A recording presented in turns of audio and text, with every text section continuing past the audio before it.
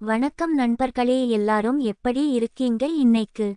நம்ம சிறகடிக்க ஆசை சீரியல் எபிசோடுல யாரும் எதிர்பார்க்காத அளவுக்கு பல திருப்பங்களும் பல மனசு வலிக்கிற சம்பவங்களும் நடந்திருக்கு. குறிப்பா சொல்லணும்னா நம்ம மீனா வாழ்க்கையில இப்படி ஒரு பெரிய இடி விழும்னு நம்ம யாருமே கொஞ்சமும் எதிர்பார்க்கல. மீனாவுக்கு குழந்தை பிறக்காது அப்படிங்கிற ஒரு செய்தியை டாக்டர் சொல்லும்போது அதை கேட்கிற நமக்கு மட்டும் இல்லாம முத்துவுக்கும் அந்த நிமிஷம் உலகமே இருண்டு போன மாதிரி ஆகிடுச்சு. அதே சமயம் நம்ம மனோஜ் 5 லட்சம் ரூபாயை கொண்டு வந்து எல்லாரையும் வாயடைக்க வச்சிருக்காரு. இதுக்கு பின்னால என்னென்ன தகிடுதத்தங்கள் நடந்திருக்கு அப்படிங்கிறத நம்ம ஒவ்வொரு சீனா ரொம்ப விலாவாரியா பார்க்கலாம் வாங்க. எபிசோடு ஓட ஆரம்ப காட்சியில நம்ம மீனா ரொம்ப ஆர்வமா அவங்க போற ஸ்போக்கன் இங்கிலீஷ் கிளாஸ்ல உட்கார்ந்து படிச்சிட்டு இருக்காங்க. அங்க கிளாஸ் எடுக்கிற டீச்சர் எல்லா ஸ்டூடெண்ட்ஸ் கிட்டையும் ரொம்ப நல்லபடியா பேசி பாடம் எடுத்துட்டு இருக்காங்க. அந்த கிளாஸ் ரூம்ல எல்லாரும் கவனமா கேட்டுட்டு இருக்கிற நேரத்துல நம்ம முத்து கிளாஸ் ரூம்குள்ள வராரு. வந்தவரு தன்னோட மனைவி மீனா படிக்கிறதுக்காக ஒரு நோட்டு புக்க வாங்கிட்டு வந்து டீச்சர் கிட்ட கொடுக்குறாரு. டீச்சர் அதை ரொம்ப சந்தோஷமா வாங்கி வச்சுக்கிறாங்க. அந்த நேரத்துல கிளாஸ்ல வெயில் அதிகமா இருக்குறதுனால டீச்சர் எல்லாருக்கும் குடிக்கிறதுக்காக மோர் ஆர்டர் பண்ணி இருக்காங்க. ஒரு ஆளு அந்த மோர் கப்களை ஒரு ட்ரேயில் வச்சு எல்லாருக்கும் கொடுத்துட்டு வராரு. அவர் வரும்போது எதிர்பாராத விதமா கால் தவறி அந்த ட்ரேயில் இருந்த மோர் அப்படியே டீச்சர் மேலையும் அவங்க வச்சிருந்த பேப்பர் மேலையும் கொட்டிடுது. இதை பார்த்த உடனே நம்ம முத்துக்கு ரொம்ப கோபம் தலைக்கு ஏறுது. ஏன்னா முத்து எப்பவுமே ரொம்ப கோபப்படுற ஆளுன்னு நமக்கு நல்லா தெரியும். என்னையா கண்ணு தெரியலையா, பார்த்து வர மாட்டியா அப்படின்னு முத்து கோபமா கத்துறாரு. ஆனா அந்த டீச்சர் ரொம்ப ரொம்ப நல்லவங்க. அவங்க அமைதியா பரவாயில்ல விடுங்க, நான் பார்த்துக்கிறேன், தற்செயலா நடந்தது தானே, டென்ஷன் ஆகாதீங்க அப்படின்னு முத்துவை சமாதானப்படுத்துறாங்க. நம்ம மீனா உடனே பதறிப்போய் ஓடி வந்து டிஷ்யூ பேப்பர் கொடுத்து டீச்சரை துடைக்க சொல்றாங்க. மீனா எப்பவுமே மத்தவங்களுக்கு உதவி செய்ற ஒரு ரொம்ப ரொம்ப அன்பான பொண்ணுன்னு இந்த இடத்துல நமக்கு மறுபடியும் நல்லா புரியுது. இதுக்கு அப்புறம் கொஞ்ச நேரம் கழிச்சு கிளாஸ்ல எல்லாரும் ஒரு டெஸ்ட் எழுதிட்டு இருக்காங்க. நம்ம மீனாவும் ரொம்ப கவனமா தன்னோட நோட்டுல பரீட்சை எழுதிட்டு இருக்காங்க. ஆனா அந்த நேரத்துல திடீர்னு மீனாவுக்கு வயித்துல ஒரு கடுமையான வலி வருது. அந்த வலி கொஞ்சம் கொஞ்சமா அதிகமாகி அவங்களால தாங்கவே முடியாத அளவுக்கு போகுது. மீனா வலி தாங்க முடியாம துடிக்கிறாங்க. அவங்க கையில எழுதிட்டு இருந்த நோட்டு கீழே விழுது. மீனாவால உட்கார கூட முடியல, அப்படியே வலியில் துடிச்சு போய் கத்துறாங்க. இதை பார்த்த உடனே கிளாஸ்ல பாடம் எடுத்துட்டு இருந்த டீச்சரும் மத்த ஸ்டூடெண்ட்ஸ் எல்லாரும் ரொம்ப பதறி போய் மீனாவை ஓடி வந்து தாங்கி பிடிக்கிறாங்க. மீனா ரொம்ப கண்ணீர் விட்டு கதறி அழுவுறாங்க. என்ன ஆச்சு, ஏது ஆச்சுன்னு எல்லாரும் ரொம்ப பயப்படுறாங்க. உடனே கொஞ்சம் கூட தாமதிக்காம மீனாவை கூட்டிக்கிட்டு ஹாஸ்பிடலுக்கு கிளம்புறாங்க.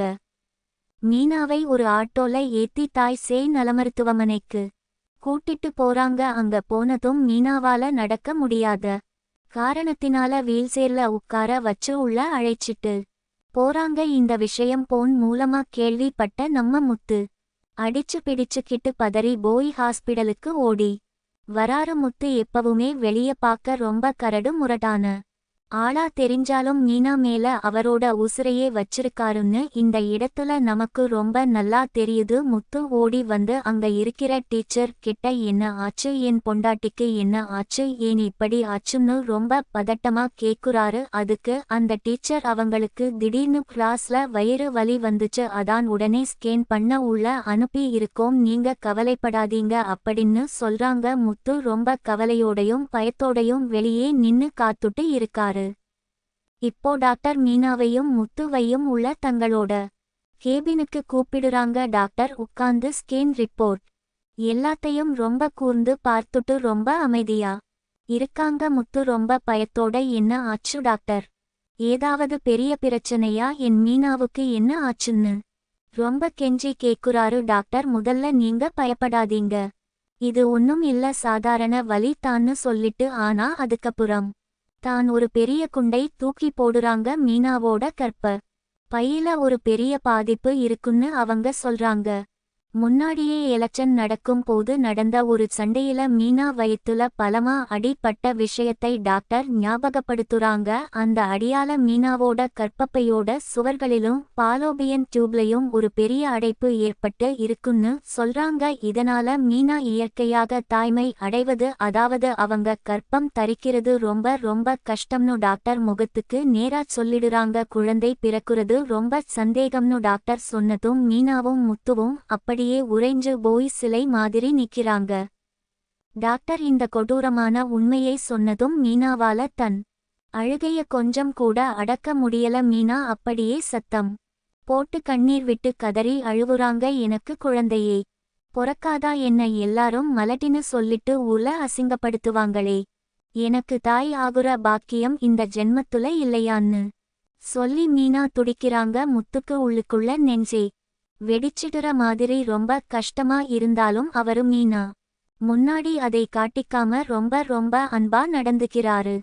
மீனாவை தன் பக்கம் இழுத்து தோள்ல சாஞ்சுக்க வச்சு கட்டி பிடிச்சு அழாத மீனா, நான் உன் கூட இருக்கேன், உனக்கு ஒன்னும் ஆகாது, நான் உன்னை நல்லபடியா பார்த்துக்கிறேன், உனக்கு நான் இருக்கேன், எனக்கு நீ இருக்க அப்படின்னு சொல்லி ரொம்ப உருகி போய் ஆறுதல் சொல்றாரு. முத்துவோட இந்த உண்மையான அன்பு நிஜமாகவே ரொம்ப நெகிழ்ச்சியான ஒரு தருணம். டாக்டர் கிட்ட இதுக்கு ஏதாவது ட்ரீட்மெண்ட் பண்ணி சரி பண்ண முடியாதா, எவ்வளோ செலவானாலும் பரவாயில்லை, என் பொண்டாட்டிய நான் காப்பாத்தணும்னு முத்து கெஞ்சி கேக்குறாரு. டாக்டர் லாப்ராஸ்கோபி சர்ஜரி பண்ணி இதை சரி பண்ண முயற்சி பண்ணலாம், ஆனா அது ரொம்ப கஷ்டமான ஒரு ஆபரேஷன்னு சொல்றாங்க. பாம்பேல இருந்து இதுக்காகவே ஒரு பெரிய ஸ்பெஷலிஸ்ட் டாக்டர் வராங்க. அவங்க கிட்ட அப்பாயின்மெண்ட் வாங்கி தரேன், அடுத்த வாரம் வந்து அவங்கள பாருங்கன்னு சொல்றாங்க. இப்போதைக்கு வலி குறைய மாத்திரை எழுதி தரேன், சாப்பிடுங்கன்னு சொல்லி அனுப்புறாங்க. மீனா அழுதுகிட்டே வெளியே வராங்க.